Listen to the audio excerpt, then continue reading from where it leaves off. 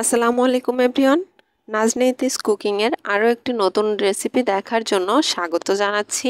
আজকের রেসিপিটা যতটা সহজ ততটাই মজার একটি রেসিপি, আর বাচ্চাদের টিফিনের জন্য বা সকাল বিকালের নাস্তার জন্য পারফেক্ট একটা রেসিপি। শুধুমাত্র একটা ডিম আর কয়েক পিস চিকেনের টুকরা দিয়েই এরকম একটা রেসিপি ঝটপট মাত্র 10 মিনিটে তৈরি করে নিতে পারবেন। আমার এই রেসিপিটা ভালো লেগে থাকলে আমার চ্যানেলটা সাবস্ক্রাইব করে ভিডিওতে একটা লাইক দিতে ভুলবেন না। তাহলে চলে যাই রেসিপির মূল পর্বে। তো আমি এখানে একটা মুরগির পেটের মাংসটাই নিয়েছি, আর এখন লম্বা লম্বা করে কেটে নিচ্ছি। আমি এই মাংসটা আগে থেকেই ভালো করে ধুয়ে নিয়েছি এবং একটু লবণের ভেতর ভিজিয়ে রেখেছিলাম, যার কারণে মাংসটা অনেকটা শক্ত হয়েছে। এখন কাটতে খুব সুবিধা হচ্ছে। ঠিক সেমভাবে আমি সবগুলোই লম্বা লম্বা করে কেটে নিচ্ছি।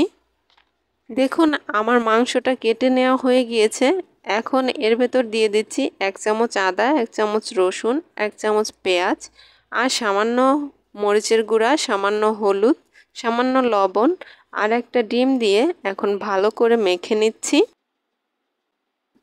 আমি আজকে ঘরে থাকা সামান্য উপকরণ দিয়েই মাংসটা ম্যারিনেট করে নিচ্ছি। আপনারা এখানে গরম মশলার গুঁড়া, টক দই বা লেবুর রসটাও ব্যবহার করতে পারেন। এখন মাংসটা ম্যারিনেট করে 5 মিনিটের জন্য রেখে দিয়েছি। এই পর্যায়ে মাংস এক এক পিস করে আমি এখানে প্লেটে কিছুটা ময়দা নিয়েছি। এখন একে একে ময়দার ভেতর ভালো করে কোট করে নিচ্ছি। আর হাতের তালুর সাহায্যে ময়দাটা মাখা হয়ে গেলে একটু ঝেড়ে যে ঝুরো ময়দাটা থাকে সেটা ফেলে দিতে হবে। আর সেম এভাবে প্রত্যেকটা মাংসর পিসই আমি এভাবে কোট করে নিচ্ছি।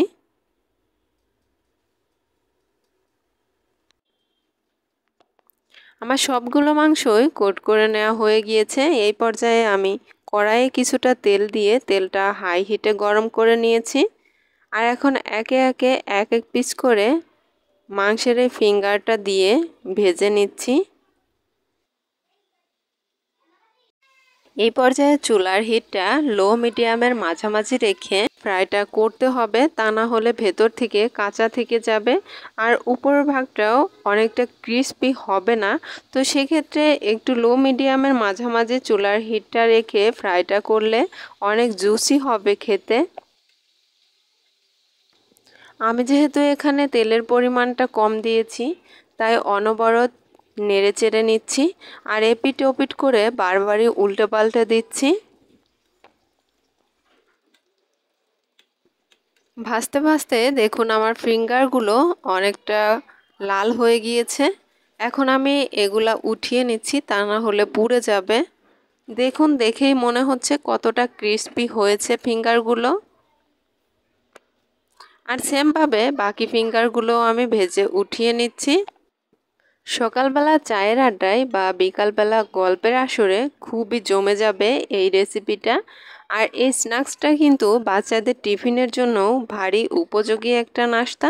তো এই ছিল আজকে আমার সহজ নাস্তা রেসিপিটা কেমন লেগেছে কমেন্ট করে জানাতে কিন্তু ভুলবেন না। আর ভালো লেগে থাকলে শেয়ার করে আপনার বন্ধুদেরকে দেখার সুযোগ করে দিবেন। ভিডিওতে একটা লাইক দিতে ভুলবেন না। আর আমার চ্যানেলে নতুন হয়ে থাকলে চ্যানেলটা সাবস্ক্রাইব করে রাখবেন। ভালো থাকবেন, সুস্থ থাকবেন। পরবর্তী রেসিপি দেখার আমন্ত্রণ রইল। আল্লাহ হাফেজ।